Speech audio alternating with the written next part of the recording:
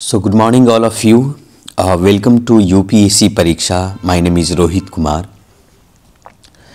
चलिए आज है 2 दिसंबर 2024 और आज के इंटरनेशनल एडिशंस में हम UPSC से रिलेटेड हम पढ़ने वाले हैं, यानी UPSC के मोस्ट इम्पॉर्टेंट जो टॉपिक है वही हम लोग पढ़ने वाले हैं UPSC या स्टेट पीसीएस. चलिए आज की कहानी को हम लोग शुरू करते हैं. आज का जो मेन फ्रंट पेज पर जो दिए गए हैं, जैसा कि आप सभी जानते हैं कि महाराष्ट्र में बीजेपी यानी कि महायुति की सरकार बनने वाली है, लेकिन अभी तक पीएम डिसाइड नहीं हुआ है. पीएम को लेकर के काफ़ी कुछ चल रहा है. अलायंस ने अभी तक भी chief minister Maharashtra assembly elections के बाद जीतने के बाद चीफ मिनिस्टर यानी कि मुख्यमंत्री डिसाइड नहीं किया है. हालांकि ऑपोजिशन इस बात पर बार बार ताना मार रही है कि कुछ तो गड़बड़ चल रहा है टॉप लेवल, और इसी सब गड़बड़ी को ना बताते हुए महाराष्ट्र के जो अभी केयर टेकर जो चीफ मिनिस्टर एकनाथ शिंदे हैं, उन्होंने प्रेस कॉन्फ्रेंस में बताया कि वीकेंड के बेसिस के आधार पर बताया कि भाई जिस प्रकार से भी हमारी सरकार बीजेपी को मैंने प्रोमिस किया है कि हम फुल सपोर्ट करेंगे, तो जाहिर सी बातें हैं कि जो बीजेपी डिसाइड करेगी वह मैं मानने वाला हूँ. मेरी थोड़ी हेल्थ इश्यूज थी, इसलिए मैं गांव चला आया. तो वो सब गांव चला आया या क्या अंदर ही अंदर चल रहा है ये बात कौन जाने. ऑपोजिशन के शिवसेना लीडर जो है आदित्य ठाकरे, उन्होंने क्रिटिसाइज किया कि ये महाराष्ट्र के लिए बड़ा सेम की बात है कि इतना दिन हो गए और अभी तक सीएम डिसाइड नहीं किया गया है. इलेक्शन कमीशन ऑफ इंडिया को भी इस बात पर क्वेश्चंस करने की ज़रूरत है. लेकिन उन्होंने BJP has announced the new CM chief minister will be shown two December. इन्होंने कहा बीजेपी ने कि 5 दिसंबर को हम लोग डिसाइड करेंगे कि नया चीफ मिनिस्टर महाराष्ट्र में कौन होगा. और बीजेपी स्टेट प्रेसिडेंट चंद्रशेखर ने ये बातें कही है. तो अभी भी सीएम नहीं है. अभी भी लग रहा है कि भाई सीएम या तो एकनाथ शिंदे बनेंगे या तो अब देवेंद्र फडणवीस बनेंगे जो फॉर्मर सीएम रह चुके हैं. तो कहीं ना कहीं उस दुमे की किसका सीएम बनना चाहिए, शिवसेना का सीएम बनना चाहिए या फिर बीजेपी का सीएम बनना चाहिए, इसको लेकर काफ़ी वो चीज़ें चल रही है. तो ये तो न्यूज़ इससे रिलेटेड था जो कि शॉर्ट में मैंने आपको बता दिया. यहाँ पर भी दूसरा ट्रंप साहब के बारे में तो आप सभी जानते हो कि ट्रंप नहीं है, बहुत कुछ है. वो ट्रंप ने धमकी दे दिया. किसको धमकी दे दिया भाई? ब्रिक्स के देशों को धमकी दे दिया है कि भाई ब्रिक्स के देशों पर 100% टैरिफ लगा देंगे अगर डॉलर को अनडिटरमाइन किया गया तो. अब लीजिए, ट्रंप साहब इन सभी चीज़ों में माहिर हैं. अमेरिका के प्रेसिडेंट जो हाल फिलहाल में जो प्रेसिडेंट डिसाइड हुए हैं, बने हैं, डोनाल्ड ट्रंप साहब, सैटरडे को ये कहा कि 100% tariff against to a bloc of 9 nations. इन 9 देशों पर 100% टैरिफ लगा देंगे साहब अगर if they act as a undermine to US dollar. अगर इन्होंने यूएस डॉलर को अंडरमाइन किया तो इन पर 100% टैरिफ तो लगेगा. अब उनका ये धमकी जो है इन देशों को है, ब्रिक्स देशों का है. अब ब्रिक्स अलायंस देश में मैं आपको बता दूं कि 9 देश हैं ब्रिक्स में. पहला है ब्राज़ील, दूसरा Russia, India, China, south Africa, Egypt, Ethiopia, Iran और यूनाइटेड अरब एमिरात. पहले 5 ही देश हुआ करते थे, Brazil, Russia, India, China, south America. लेकिन साउथ अफ्रीका. लेकिन इस साल जो है इजिप्ट, इथियोपिया, ईरान और यूनाइटेड अरब एमिरात ऐड हुआ है. तो इन देशों को उन लोगों ने इन्होंने क्या किया, डोनाल्ड साहब ने कि धमकी दे दिया है ये ब्रिक्स के 9 देशों को कि अगर उसने डॉलर को अंडरमाइन किया. अब यूएस डॉलर जो है आपको बता दूं कि most use currency global business के लिए है पूरी दुनिया के अंदर में, है कि नहीं. तो काफ़ी चैलेंज अब इसको लेकर कि ये सभी देश जो है जो ब्लॉक्ड हैं, खास करके इसको कम्युनिस्ट ब्लॉक कहा जाता है. अब डॉलर रिप्रेजेंट रफली 58% in the world foreign exchange reserve.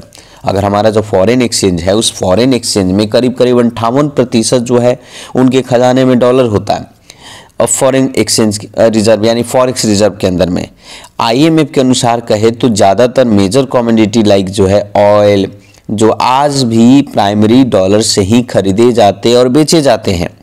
तो डॉलर का डोमिनेंस जो है पूरी दुनिया में तो है ही, लेकिन डॉलर का डोमिनेंस ब्रिक्स के देश पर, जिस ब्रिक्स की जो जीडीपी जिस प्रकार से ग्रो हो रही है और इनके अलायंस जो है बार बार अपनी करेंसी को से नॉन डॉलर करेंसी से जो खरीद रहे हैं, तो जिसके कारण से डोनाल्ड ट्रंप जो है उन्होंने धमकी दे दिया। और mister Trump in Truth Social post में कहा कि we will require to commitment from this country that कि they will neither create a new BRICS currency, मतलब इनसे हमको प्रॉमिस करके दे, ट्रंप साहब कर रहे हैं कि ये लोग कोई नया ब्रिक्स करेंसी नहीं क्रिएट करेंगे और न ही इसको बैक करेंगे, दूसरे करेंसी को रिप्लेस करेंगे यूएस डॉलर को, तो दे विल फेस 100%, अदरवाइज अगर ऐसा ही लोग करते तो 100% टैरिफ लगाया जाएगा इन सभी देशों पर। ये बात किन्होंने किया?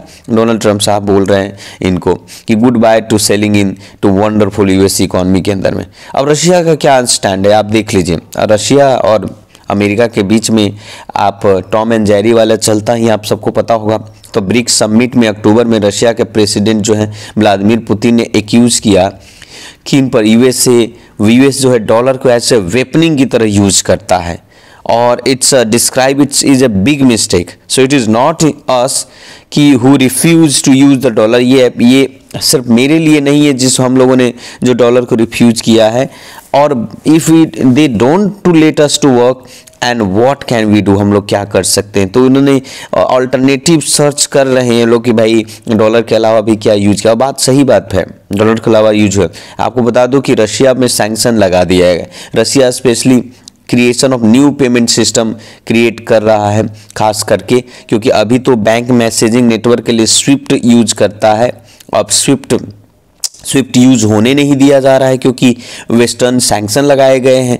तो अपना रशिया इसका ऑल्टरनेटिव ढूंढ रहा है। तो ये न्यूज़ जो है ट्रंप साहब का है। अब ऐसे न्यूज़ तो आपको ट्रंप साहब का दिखते रहेंगे। ट्रंप साहब बोलने में माहिर हैं, करने में भी कुछ भी माहिर है, जो मन में है वो कर ही देते हैं। ठीक है, तो ये इस न्यूज़ है। नेक्स्ट है न्यूज़ आप देख सकते हो बांग्लादेश से रिलेटेड। आजकल बांग्लादेश हमारा खूब चल रहा है। अगर देखा जाए तो बांग्लादेश जो है upheavals has not led to a spike in border interceptions data की अगर बात करें। हाल फिलहाल की बात है। चलिए मैं आपको बता दूं कि रिसेंट में मेजर पॉलिटिकल चेंजेस हुए हैं बांग्लादेश में। शेख हसीना भागकर भारत आ गई हैं, भारत में शरण ली थी। तो Bangladesh have not led to significant increase number of undocumented people जो है इंटरप्टेड टू बॉर्डर पार करके आ जाते हैं। अब यहाँ पर बात कर रहा हूँ 5 अगस्त के बीच में बांग्लादेश के प्राइम मिनिस्टर शेख हसीना जो है इंडिया शिफ्ट हो जाती हैं। 27 नवंबर टू इंडिया एंड 27 नवंबर।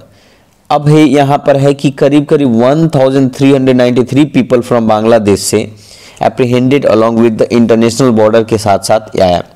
अब 1 जनवरी से अगस्त 4 तक नंबर करीब 1144 ऐसे डेटा देखने को मिलता है। उसी प्रकार से द हिंदू के द्वारा ये दिखाया गया। इन ऑल 3907 अनडॉक्यूमेंटेड पीपल जो है आज भी आपको देखने को मिलेगा, इस साल भी मिला। और इंडियंस और पीपल दोनों जो है इस नेशनलिटी के पॉइंट ऑफ 2023 में करीब 5095 जो है ऐसे लोग जो बांग्लादेश से। तो कहीं ना कहीं ये फिर कहा गया कि भाई पॉलिटिकल टर्मोइल होने के बावजूद भी बांग्लादेश में 5 अगस्त से लेकर 27 नवंबर तक के बीच में 1393 व्यक्ति जो है आपको क्रॉस करके इधर आ जा रहे हैं। तो और ये बहुत ही ये है, एक तरीके से कह सकते हैं कि बांग्लादेश और भारत देश के बीच के रिलेशंस के लिए ठीक भी नहीं है। और दूसरी बात ये भी है कि नंबर ऑफ इंडियंस जो चाहते हैं कि भाई Bangladesh who wanted to cross to the Bangladesh from 5 अगस्त से लेकर इतना, और बहुत सारे 109 पीपल जो है वो नेशनलिटी की बात। और अभी बांग्लादेश में जिस तरीके की चीज़ें चल रही है खास करके तो ठीक नहीं है। जिस तरीके का अटैक किया गया और जिस तरह से चिन्मय कृष्णा दास जो ढाका में उनको गिरफ्तार किया गया, तो एक अलग तरीके से बांग्लादेश में चल रहा है। तो ये भी न्यूज़ है। तो इस तरीके की भी क्वेश्चन नहीं आपको यूपीएससी पूछ ही देती है, तो इस पर भी ध्यान देना ही है। अब आगे के न्यूज़ को समझते हैं। ये देखिए वो बांग्लादेश का है, होल्ड्स रैली लोग जो प्रेयर प्रोटेस्ट कर रहे हैं बांग्लादेश में जो गिरफ्तार किया गया उनके लिए। ओके, अब चलते हैं आगे की तरफ हम लोग बढ़ते हैं। आगे ये सब पॉलिटिकल न्यूज़ है जो हमारा कोई काम के नहीं है, पॉलिटिकल न्यूज़ पढ़ने का टाइम वेस्ट नहीं करना हमें। ओके, मोहन भागवत जी कुछ न कुछ बोलते ही रहते हैं कभी ना कभी, ये सारे पॉलिटिकल न्यूज़ हैं।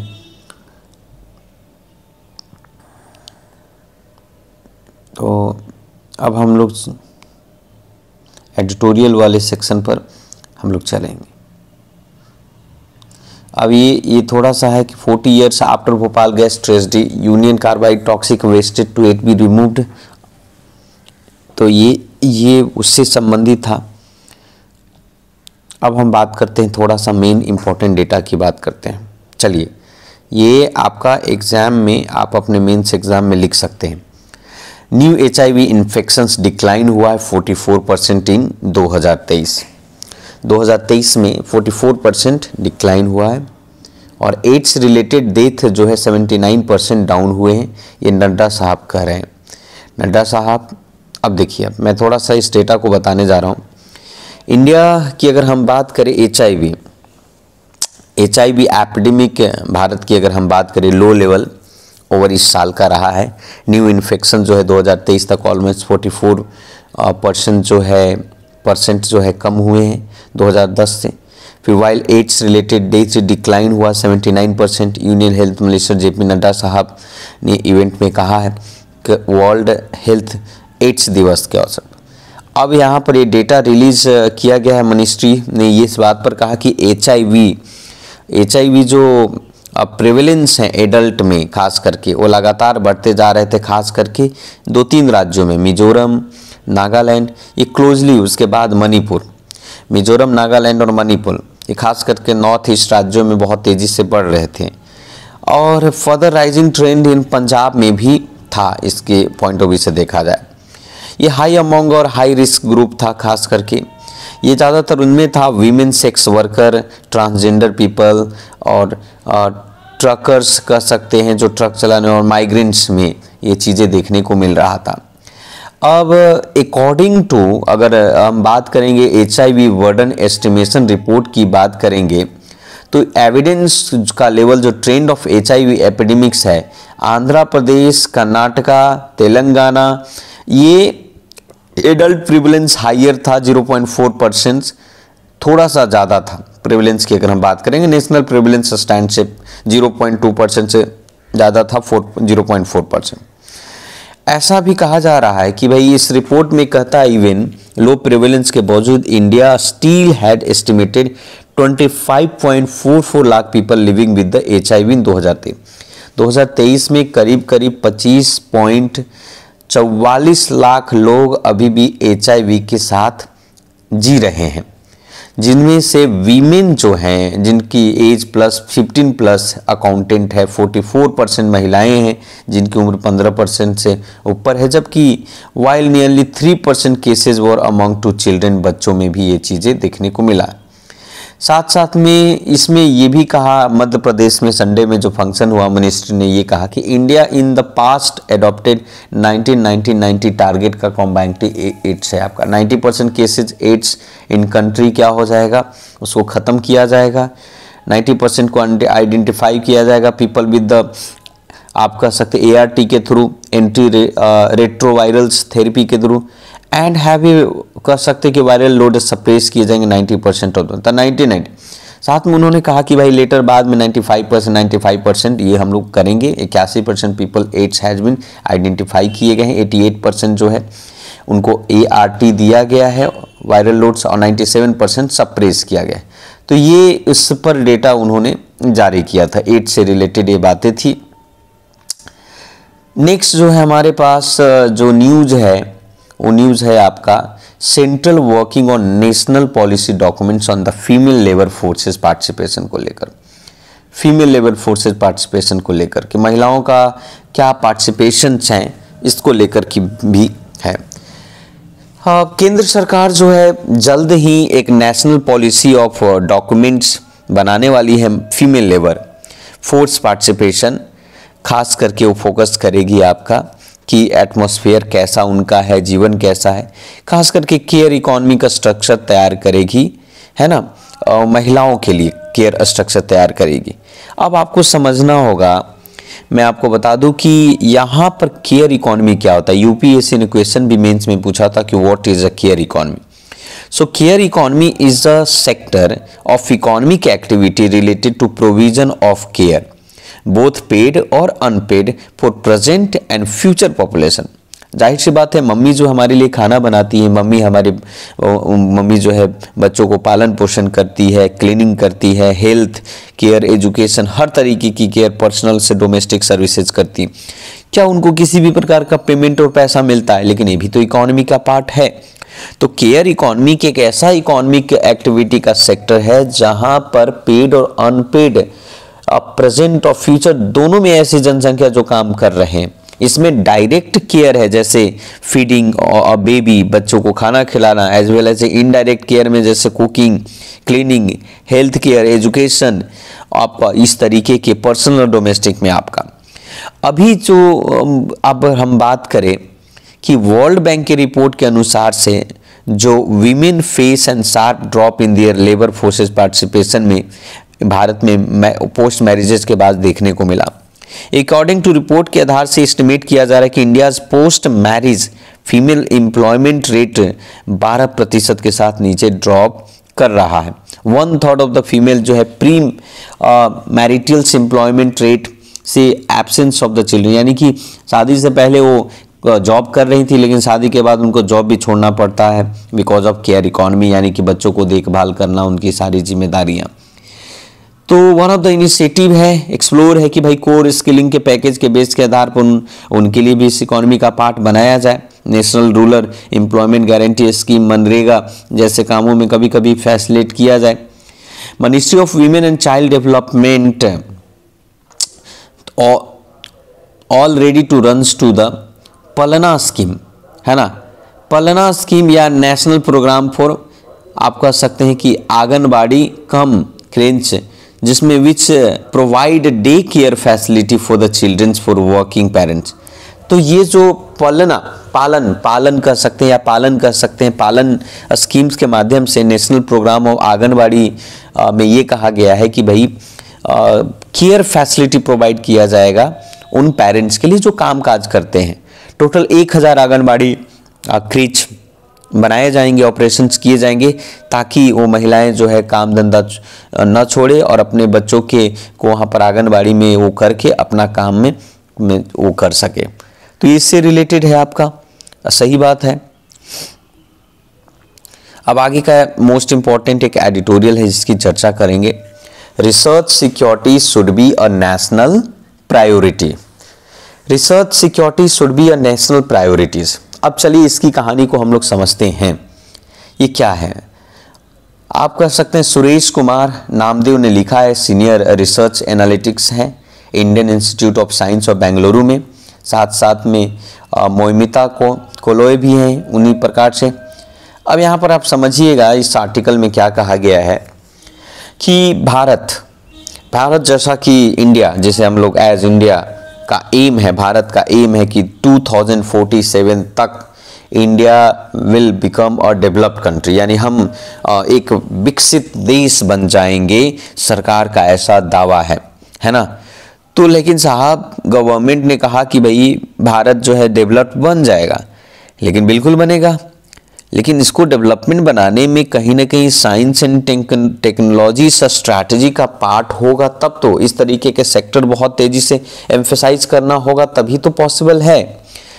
लेकिन इन्वेस्टमेंट कटिंग एज टेक्नोलॉजी में आज जो स्टे ऑफ ग्लोबली कॉम्पिटिटिव और सोसाइटल जो चैलेंजेस हैं इकोनॉमिक अपॉर्चुनिटी में, जो अनलॉक अपॉर्चुनिटी में, वो कहीं ना कहीं अभी भी काफ़ी समस्या लेकर खड़ा हो। तो भारत देश को अगर डेवलप बनना है तो भारत को रिसर्च एंड डेवलपमेंट के जो न्यू चैलेंजेस जो अराइज हो रहे हैं उस पर काम करना होगा और R&D पर भी काफ़ी भारत को खर्च करने की ज़रूरत होगा। फिक्स एक्सचेंज नॉलेज के बेसिस के आधार पर साइंटिफिक प्रोग्रेस की अगर हम बात करें, foreign interfaces, intellectual property theft, ये सारे जो insider threat, cyber attack, unauthorised access, आपकी सेंसिटिव इंफॉर्मेशन, ये बहुत सारी भारत देश के लिए एक चैलेंजेस बन गई है एडवांस टेक्नोलॉजी। मान लिया कि इफ लेफ्ट अगर इस तरीके की चीज़ों को या अनडिटरमाइन अगर किया गया तो India's progress in strategic sector क्या हो जाएगा, अनडिटरमाइन नहीं हो सकता, इसमें काफ़ी समस्या हो जाए। तो इसलिए रिसर्च सिक्योरिटी बहुत ज़रूरी है इस कॉन्टेक्स्ट में। यहाँ पर रिसर्च सिक्योरिटी का मतलब safeguarding of scientific research from threaten of confidential economy value या नेशनल इंटरेस्ट से। इंडिया को इन्वेस्ट करना चाहिए इन तरीके की टेक्नोलॉजी में ताकि आगे चलकर भारत को सुरक्षा मुहैया हो, स्पेस में, डिफेंस में, सेमीकंडक्टर्स में, न्यूक्लियर टेक्नोलॉजी में, साइबर सिक्योरिटी में, बायोटेक्नोलॉजी में, clean energy, artificial intelligence, quantum technology, ये सारे जो है ना कहीं भारत को मदद करेगा डेवलप करने में, लेकिन इसकी सुरक्षा की जिम्मेदारी भी भारत को पहले ही उठानी पड़ेगी। कोई भी जो ब्रीच सिक्योरिटी को ब्रीच जो है अब ये बन और पॉलिसी मेकर को इस बात का भी ध्यान देना होगा कि रिसर्च सिक्योरिटी पर जो पार्ट है, India's border science of technology strategy का जो पार्ट है उसको बेहतर करना होगा। R&D पर काम करने होंगे, रिसर्च एंड डेवलपमेंट पर, है ना। अब जैसे मान लिया कि हाल ही फिलहाल की बात करता हूँ, ग्लोबल लैंडस्केप में चाइनाज फैक्टर रहा। चाइना जो है इन फेमस केसेस में सीनियर प्रोफेसर हार्वर्ड यूनिवर्सिटी को और 2 चाइनीज स्टूडेंट को गिरफ्तार किया गया था डिस्क्लोजिंग के बारे में कि भाई चाइना फंडिंग किया है और कहीं ना कहीं डिफेंस में कोविड-19 के वैक्सीन को लेकर अंदर केसेज ऑफ कोविड-19 वैक्सीन फैसिलिटी, साइबर अटैक 2020 में हुआ, sensitive vaccine research, European Space Agency suffer कर रहा है बहुत सारे साइबर अटैक से, है कि नहीं। उसी प्रकार से कर सकते तो भारत को भी इन सभी चीज़ों पर पहले से तैयारी करके रखना होगा, है कि नहीं। ऐसे बहुत सारे इंसिडेंट्स देखने को मिल रहे हैं कि बार बार भारत की सुरक्षा पर हमला करने की कोशिश की जाती है। National security guideline, research partnership बनाने होंगे बाकी के अन्य देशों के साथ, क्योंकि प्राइमरी चाइना, ईरान, रशिया, इन सभी देशों से भी वो आइडेंटिफाई किए गए हैं। तो इनका सीम्स बात यही कहना है, इनको यही कहना है कि इंडिया अगर डेवलप कंट्री बनाना चाहते हैं तो हमें सारे पहलू पर सोचना होगा, नेशनल में प्रायोरिटी देना होगा और उसमें सबसे मोस्ट प्रायोरिटी रिसर्चर सिक्योरिटी में देना होगा ताकि हमें इन सभी समस्याओं से जूझना न पड़े, है ना। तो ये बहुत सारे एग्जाम्पल के साथ उन्होंने लिख रखा है, ठीक है। आगे है इंडिया सिटीज़ के बारे में थोड़ा सा। अरुण भट्टाचार्य हैं अर्बन हेल्थ डोमेन में, इन्होंने क्या लिखा है इसके बारे में भी समझ लेते हैं। इन्होंने कहा है कि रिसेंट केसेस में जहां पर Bengaluru metropolitan transport corporation BMTC bus driver की मृत्यु हो गई कार्डिक अरेस्ट के कारण से, वो ड्यूटी के दौरान वहीं। ये डिस्कशन जो है पुअर हेल्थ आउटकम को लेकर के उन्होंने किया कि हमारा जो शहर है, हमारे शहर जो spread over to pockets and lawyers, so pocket house of the most marginalised है, बहुत कम पैसे वाले लोग हैं, इनफॉर्मल वर्कर्स हैं, माइग्रेंट्स वर्कर्स हैं हमारे शहर में भिन्न प्रकार के। लेकिन बाइक बॉन्स काम करने वाले लोग जो बाइक बॉन्स हैं, गीग वर्क्स हैं, कैब हैं, ऑटो ड्राइवर्स हैं, बस ड्राइवर्स हैं, कंडक्टर्स हैं। लेकिन हमारा शहर जो है शाइन एंड और clean because of sanitation worker who awake before the city. हमारे शहर में सबसे बड़ी बात कि वेस्टलैंड, लैंडफिल, स्टोरिंग स्टेशंस, ये सारी जितने भी हैं आपको, लेकिन इसके कारण से बहुत सारी बीमारियां हैं। तो हम डिस्कस करने जा रहे हैं India has a national non communicable disease यानी NCD सर्विलेंस की बात की जा रही है, उसकी पॉलिसीज की बात की जा रही है। NCD रिस्क यानी कम्युनिकेबल, नॉन कम्युनिकेबल का मतलब है कि भाई एक जगह से दूसरी जगह तो ये फैलता नहीं है, जैसे डायबिटीज़ हुआ, है ना, इस तरीके का। तो यहाँ पर ये कहा जा रहा है कि भाई पॉलिसी में प्रायः ये देख सकते हैं हेल्थ सिस्टम जो अर्बन एरिया का है ओवरबर्डन है, फ्रेगमेंटेड है, ब्रोकन है, बहुत ही पुअर है। वर्ल्ड पॉपुलेशंस की अगर हम बात करें अर्बन एरिया में अगर देखा जाए तो 2050 आते आते 70% लोग जो है अर्बन एरिया में रहेंगे। इंडिया का वर्क फोर्स जो है कहीं ना कहीं इंटरस्टेट माइग्रेशन के कारण बहुत तेज़ी से बढ़ रहा है। 41 मिलियन लोग जो हैं 2011 सेंसस के अकॉर्डिंग 41 मिलियन लोग पीपल अप्रॉक्सीमेटली मूव कर चुके हैं शहर में, और ये डायनेमिक प्रोसेस लगातार बढ़ता जा रहा है 29% था, अब बढ़ता जा रहा है पीरियोडिक लेबर फोर्सेज के आधार पर। अब मैं आपको बता दूं कि 49% उसके बाद स्लम एरिया में रहते हैं। वर्ल्ड बैंक 2022 के अकॉर्डिंग 49% स्लम एरिया में रहते हैं, उनकी कोई क्वालिटी नहीं है, हेल्थ नहीं है, सोशियो इकोनॉमिक कंडीशन ठीक ठाक नहीं है। तो पुअर अर्बन कम्युनिटीज जो है ये ट्रिपल हेल्थ बर्डन फेस करे, hazardous work environment, limited health care access और फाइनेंशियल वल्नरेबिलिटी, ये हेल्थ क्राइसिस के बेस के आधार पर सोशल इकोनॉमिक मार्जिनलाइज है। अब हम थोड़ा डेटा देख लेते हैं। नेशनल फैमिली हेल्थ की डेटा की बात करें तो डिक्लाइन टोबैको और अल्कोहल कंजप्शन 2005-6 में डिक्लाइन हुआ था, 2019 से 21 तक decline in tobacco alcohol consumption from इतना से इतना तक, ये बात है ना। और लेकिन इसके साथ साथ ये डिक्लाइन तो हुआ, लेकिन एक तरफ दूसरे तरफ वो डिक्लाइन वहीं पर कह सकते हो कि हाइपरटेंशन, डायबिटीज और ओबेसिटी की प्रॉब्लम बहुत तेजी से बढ़ने लगे। अगर हम बात करें एनसीडी सैलिएंट की बात करें, इसमें फीचर्स की बात करें तो हेल्थ प्रमोशन में या डिफरेंट तरह की बीमारियां बहुत तेज़ी से बढ़ रही है, खास करके इन तरीके की बीमारी डायबिटीज से लेकर। अब जिस तरीके का आजकल हाइपरटेंशन से लेकर ये है तो इस पर कोई ध्यान नहीं देता है, और कोई ध्यान नहीं देता है तो जिसके कारण से सरकार को भी इस पर ध्यान देने की आवश्यकता है, ताकि जो पुअर हेल्थ जो और सैनिटेशन के प्रॉब्लम्स हैं अर्बन इलाके में, उसे ठीक करने की ज़रूरत है। आज के जो डिजिटल टेक्नोलॉजी और टेक बेस्ड माइनॉरिटी है जो we can bring to real time monitoring parameter कर सकते हैं, तो इसको लेकर के इस पर ध्यान सरकार का अभी भी बहुत कम है कि भाई work force people living in informal settlement में रह रहे हैं, तो हमें चाहिए we need to join hand with the urban local body के साथ, सिटी एडमिनिस्ट्रेटर के साथ, हेल्थ डिपार्टमेंट के साथ, कम्युनिटी बेस्ड ऑर्गेनाइजेशन के साथ, एक्सपर्ट के साथ, और इन सभी समस्या का समाधान करे और एनसीडी जैसे समस्याओं पर काबू पाए। तो ये इससे संबंधित चीज़ों पर बात कर रही हैं। तो ये था आज के लिए, इतना ही रखते हैं, मिलते हैं अगले वीडियो में। और ये था आज का मोस्ट इम्पॉर्टेंट न्यूज़। तो इस वीडियो को शेयर करें, चैनल को सब्सक्राइब करें और बेल आइकन को प्रेस करें ताकि नोटिफिकेशन आपको मिलता रहे। आज के लिए इतना ही। जय हिंद, जय भारत।